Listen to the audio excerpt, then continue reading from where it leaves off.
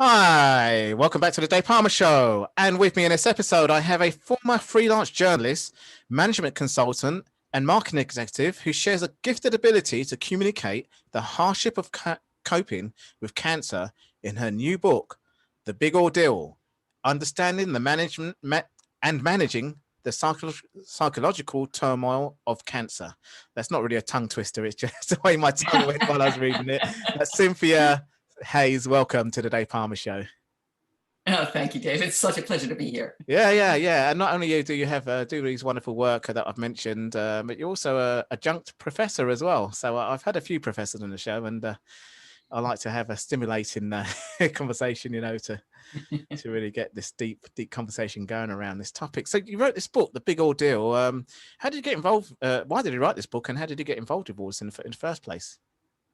Well, it's an interesting story. I had been working at a hospital, Montefiore Medical Center, and running their marketing and communications function. And of course, as part of that, one of the things you learn how to do is to tell stories about health and recovery. And I had recently retired from there with the idea of writing the great American novel. And shortly after I left the hospital, I actually was diagnosed with cancer. And it came totally out of the blue. I had gone in for a standard wellness checkup.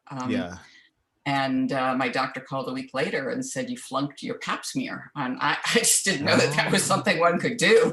Right. I'd have studied harder, I promise. And she sent me back for more testing, and it turned out I had a rare type of endometrial cancer that was a very aggressive type of cancer.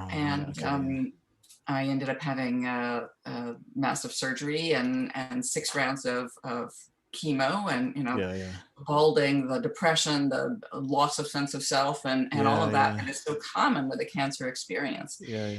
And it was when I was at the gym trying to regain just a little bit of physical fitness, 4 or 5 months into the chemo.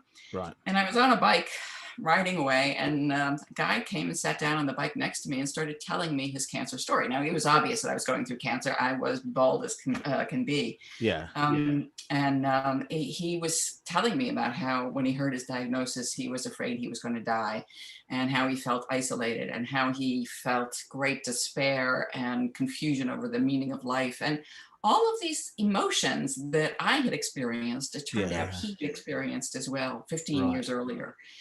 And it just got me thinking that if there is such a common thread through the cancer experience, and that cancer is such an emotional experience, why don't we know about that in advance? And why don't we talk about it more? And that got me interviewing other cancer patients, and really understanding the degree to which there was a somewhat predictable pattern of cancer emotions. And then trying to understand what's driving that emotional experience. Why do we all feel this way? And of course, then helping us find ways to be more resilient and actually cope with the cancer diagnosis. Yeah. Wow. Well, I mean, I did actually. Lo and behold, there became a book.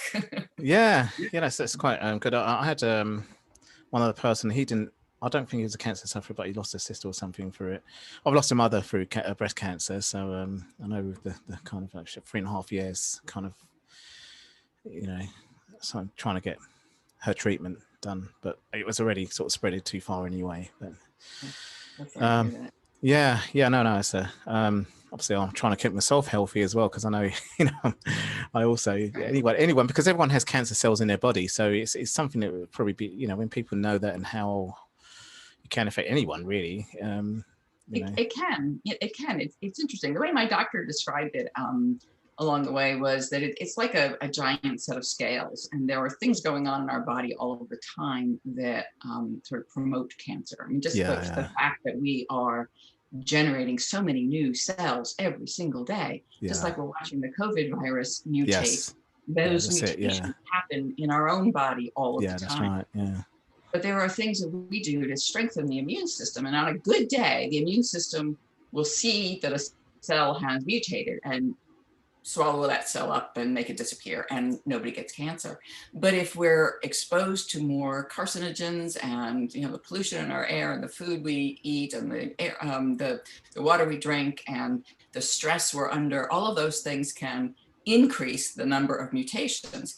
And so we need to do things on the other side, like maintain a healthy diet, exercise regularly, Yeah. reduce stress, and those things help to strengthen the immune system so that it can deal with the mutant cells that when they occur. And when that gets Yeah. out of balance, then we get cancer.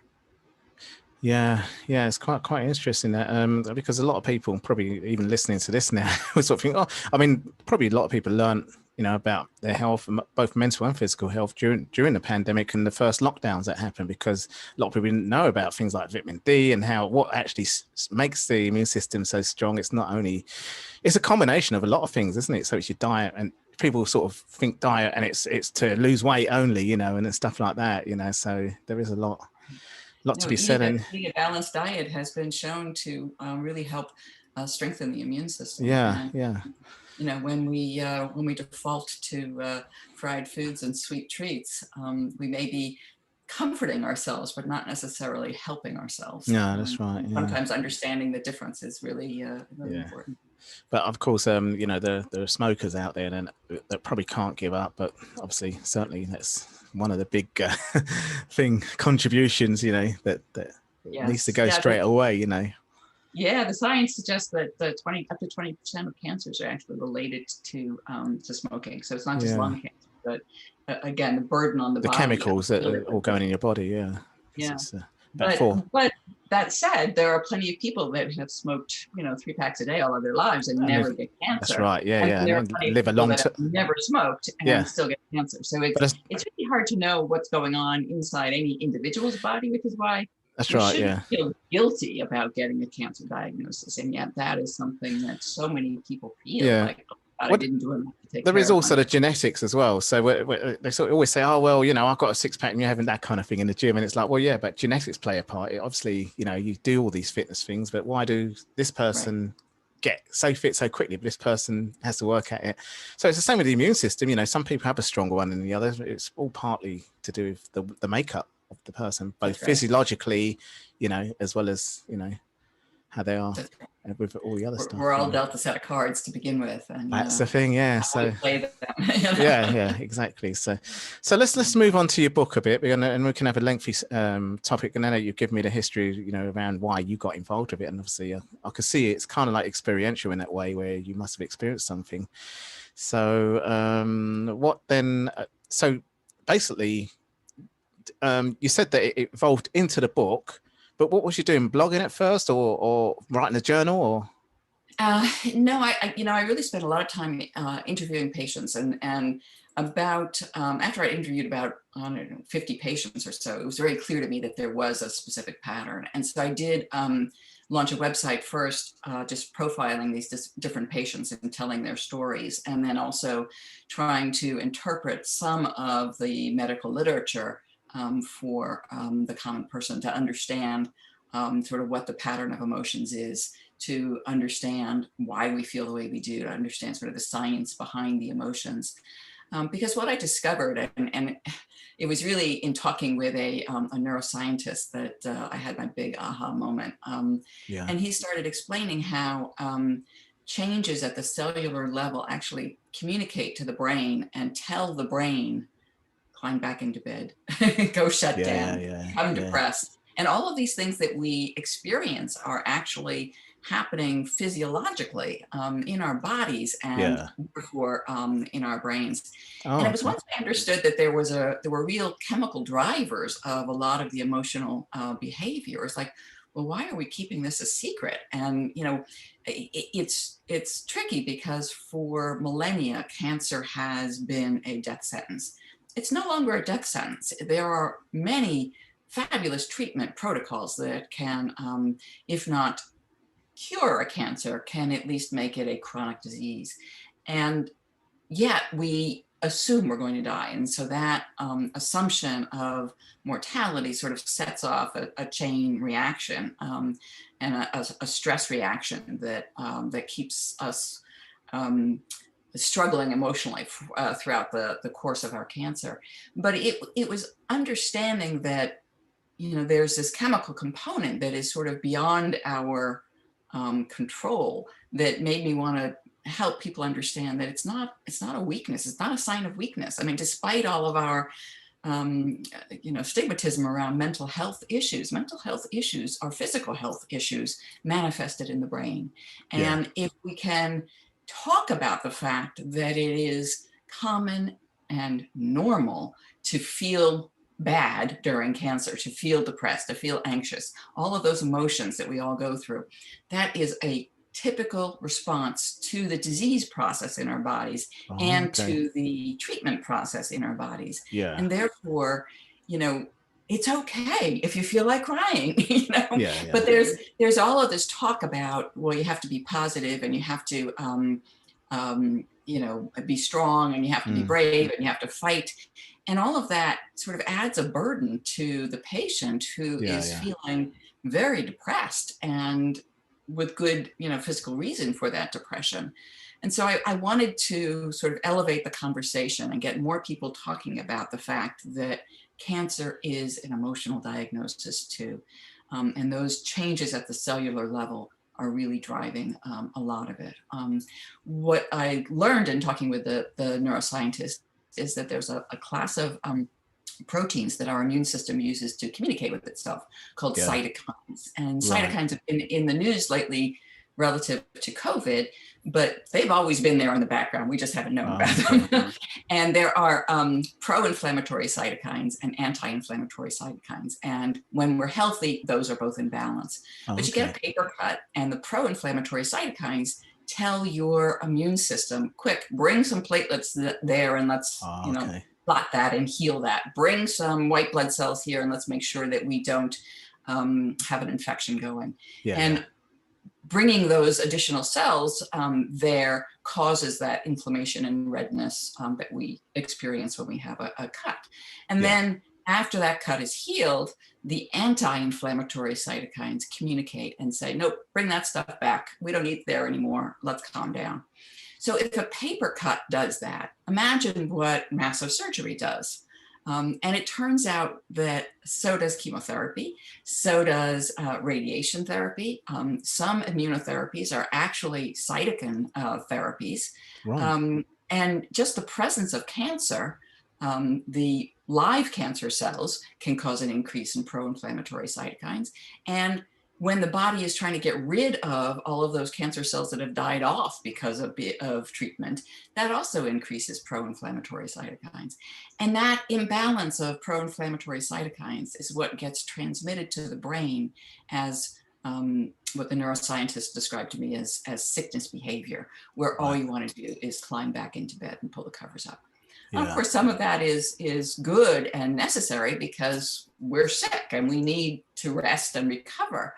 But when it gets sort of on overdrive, then that's when we start to get depressed and where we get fuzzy thinking. And a lot of the things that we've referred to as chemo brain are actually related to increases in inflammatory cytokines. So much of what we experience when we're going through cancer is explainable by physical changes in our body. But because we don't talk about mental health issues, the patient doesn't know that it's okay to feel this way. The patient doesn't know that it's okay to ask for help in this, or even to let anybody know that this is what they're feeling.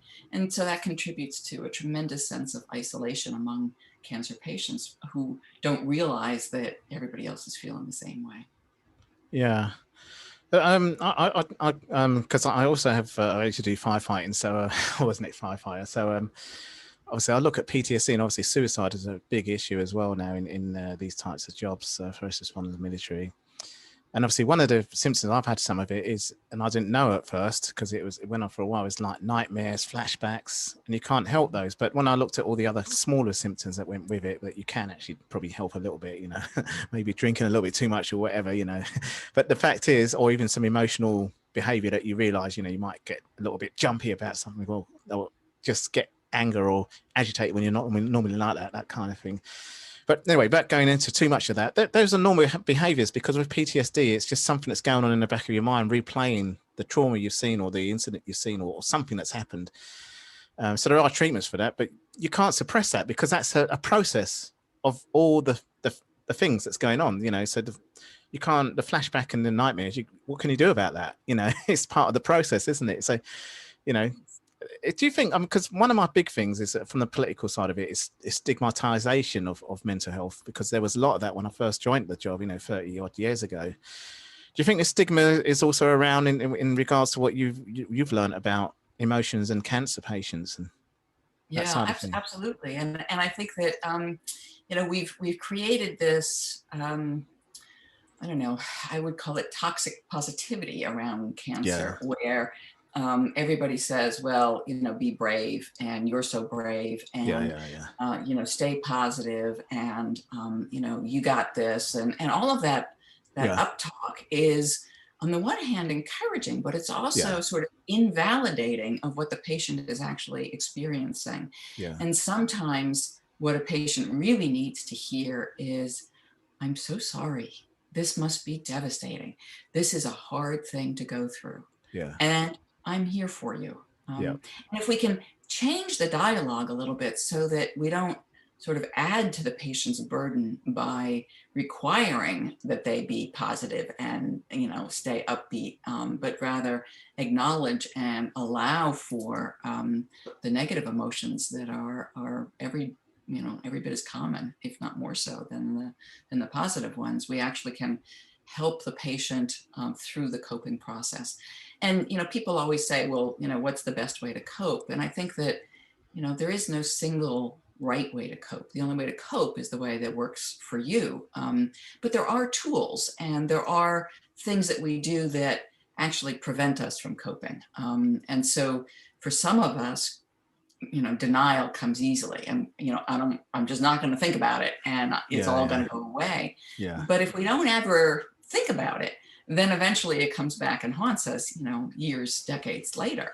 yeah, Whereas if we compartmentalize it and allow ourselves to think about it for an hour at a time or 5 minutes at a time in a structured sort of a way, that can make it more manageable, even though, you know, we're still really, you know, struggling on the inside. We're able to get through with our lives. And so people need to find the right combination of both physical coping mechanisms and sort of cognitive coping mechanisms and mind-body coping mechanisms. You know, there's a yeah, lot of talk recently about mindfulness yeah, that's right, yeah, and meditation and all that, and that's been shown to be tremendously beneficial to yeah, people who practice meditation. That, you know, 15-20 minutes a day for, you know, as little as 6 weeks can make changes in the way our brain chemistry yeah, happens. But it's not for everybody. Not everybody's going to no, be able that's to right, sit there and meditate. yeah, yeah, yeah, But if you have, you know, a toolbox that you can draw on for coping, that, you know, sometimes involves punching a pillow, other times involves, you know, going for a run, yeah, sometimes involves, you know, sitting and crying, sometimes involves laughing and hugging. You yeah, know, yeah, all of those different things are ways of coping, and we just need to allow ourselves to find the right tools for each of us. yeah, no, absolutely. It's a bit like physical exercise. Not everyone, I mean, some personal trainers get criticized for this because it's like, right, you do this and you have to do that one. And everyone's got their own way of how they want to, you know, do physical exercise, you know. So I don't mind. I used to be a runner, so I don't mind going for a run, but not everyone's into running, you know. Not everyone's into yoga, although yoga does involve some mindfulness and kind of mind body work as well. It's good, actually. It's good to do yoga, but you know, some people might not really sort of bring themselves to do that, and so you've got to find a way where they can just at least engage in some way to get physically active, you know, with what they might like. It might be gardening, you know, or something where they're actually moving and taking steps or something like that. So it's the same thing with the mindset side of things. Of course, looking at it physiologically, it's to do with the nervous system, the parasympathetic, and there's two sides to it, like a, you know, one against Yes. the other kind of thing. But anyway, without going into it, and that is all connected physically and mentally, you see. So that's why, but it's finding the right method, what's right for the individual, you see. So, but mindfulness is huge and it does work, you know. So if they can, if not, if breathing, if they know about breath work and they can do a little bit of that, that's fine too, because that's all going to Yeah. get that system going, you know. So Yes. Well, and it's interesting. I mean, mindfulness it can be described so broadly or narrowly. And, Yeah, yeah, in a broadest sense, singing in a choir, sitting in a church and praying, knitting, knit one, purl one, yeah. knit one, purl one. Those are all sort of meditative in that they quiet the rest of the mind. You can't be stressing about, am I going to make it through my next chemo treatment That's when right. you Yeah, are focused on reciting a repetitive pattern. yeah, yeah, And yeah, so there are lots of different ways of experiencing mindfulness yeah, and yeah. and Certainly, and being people in the moment. people getting engrossed in our conversation through this podcast is mindfulness because they're more involved with this conversation than they are worried about something else and probably relaxed and That's could right. do with this Having fun on the conversation. project. There you go. So just a little self-promotion there anyway. Also you've been around, so you interviewed some medical, I've seen in your book you had a collaboration with psychologists and two oncologists. I found out, obviously, with my mum, obviously, I got more involved with what was going, through the medical side of things. And I've been in hospital myself for, other things. But I find doctors tend to kind of like, right, okay, here's a medication, blah, blah, blah, and then they go away and they leave the nurses up to it. They're the ones that maybe talk to you, but they can't. Obviously, they're busy doing their rounds and other things as well. How can a medical community be more, involved with the emotional side as well? Particularly with, no, I'm sure doctors are busy and they have to do their side of their job, but Yes. Yeah. Well, and it's tricky because I believe that our medical system has become much more transactional. I mean, particularly here in the United States, the system I'm most familiar with, we have a specialist for everything, and you get yeah, 20 minutes of time with that specialist, as yeah, opposed to having sort of a healing mentality. And we're going to heal the whole body. We have, here's a surgeon who's going to remove that tumor. Here's a medical oncologist who is going to give you poison to kill that tumor. So it's very narrow focused, and I think that makes it hard for the doctors who are on this 20-minute schedule to engage in the conversation that says, yeah, okay, but how are you really feeling? How are you really coping with all of this? So they're not inclined to open that door, which really puts the burden on the patient to advocate for themselves, and to say, I'm struggling emotionally, or I'm having a hard time sleeping, or right, yeah, I'm anxious about my upcoming test and what the results might show. yeah, Are there supportive services that you can connect me to? right, And I think because we don't talk about mental health, we don't know to ask about mental health services. And yet most hospitals and cancer programs have some type of mental health service. And, in total irony, my medical team had actually founded a program called Women to Women that was a peer mentoring program for gynecologic patients, where um, patients who had been through cancer uh, were coaching and mentoring people who are newly diagnosed with cancer. So my right, yeah. doctors founded that program. They didn't mention that program to me until I was 2 years into the research on this book. Oh, So right, okay. they obviously know that there is a need, a psychological, emotional need among cancer patients for support. And yet it didn't occur to them to mention to me that such support systems exist. And, I find that the irony of that just sort of overwhelming at times, that and such a clear example of what's wrong with the way the way health is delivered here in the United States.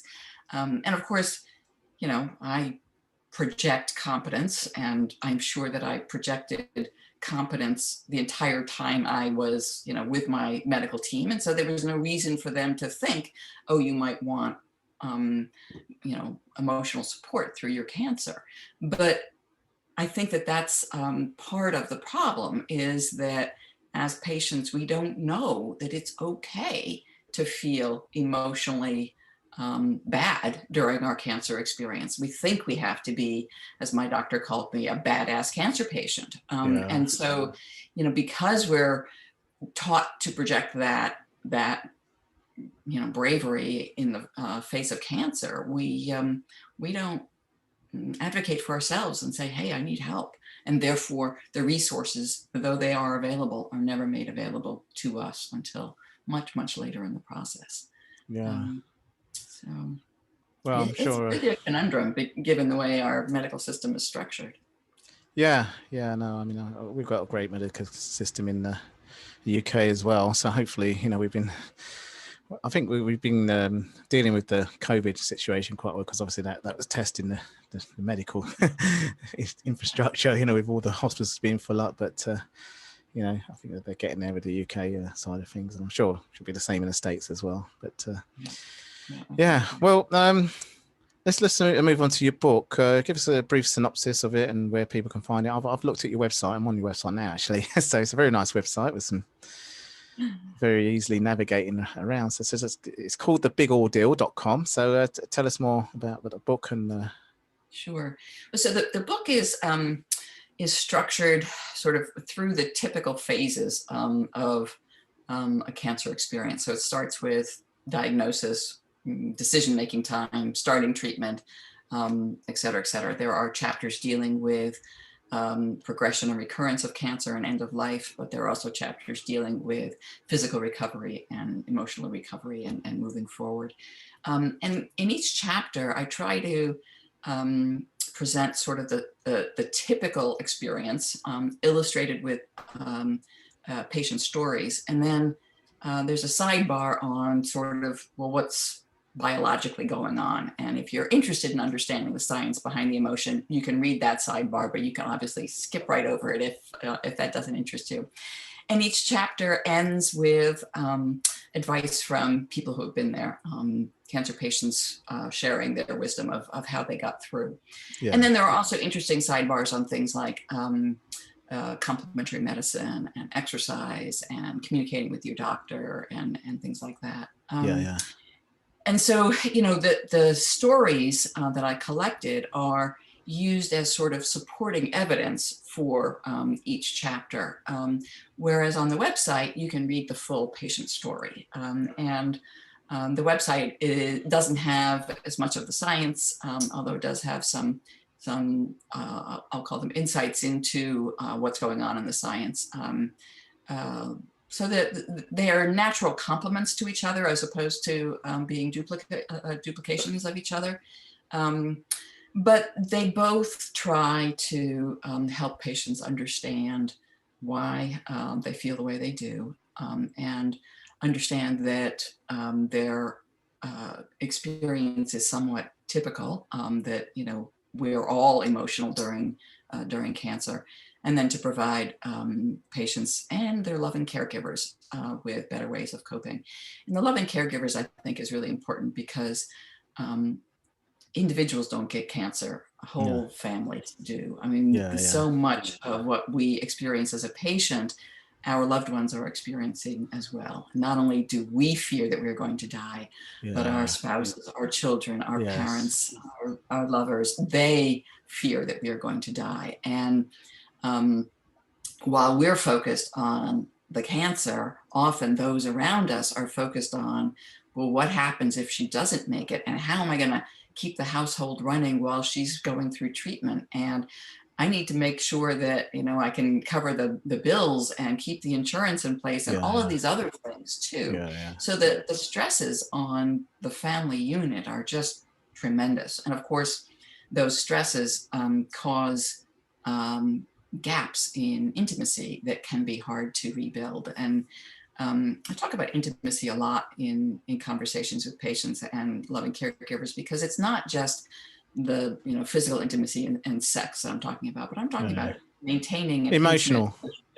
Yeah, and you need intellectual and psychological and spiritual intimacy in addition to the physical intimacy. And it's so easy to let a gap grow in those relationships, because as a patient, I might withhold some of my fear because I don't want somebody else to be burdened by that fear. As a caregiver, again, you might withhold some of your worries because you don't want to burden the patient with even more worries. And that gap just continues to grow over the course of the cancer experience. Recently, my mother commented after reading my book. She said, I don't know that I was as supportive of you as I should have been during your cancer experience. And I thought to myself, well, you were as supportive as I allowed you to be, because Yeah, yeah. I didn't want to share with my 90-year-old mother all that I was going through.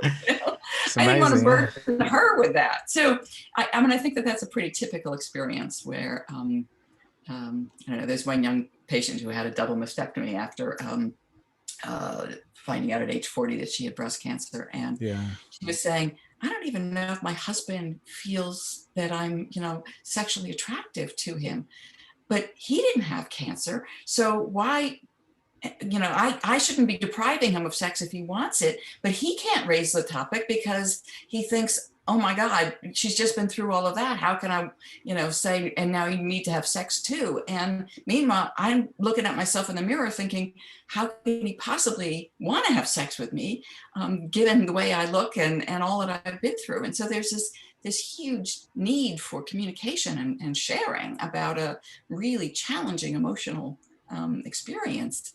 And yet, everybody sort of tiptoes around it, as opposed to saying, okay, let's talk about it. Let's close this gap. Let's Yeah. move forward and rebuild those intimate relationships. Yeah. Yeah. Wow. Well, it's about as deep as I thought this conversation would get, but it's not really a deep book, is it? I mean, it's probably, a book that anyone can read, but they'll learn a lot from what we've discussed today. Yeah.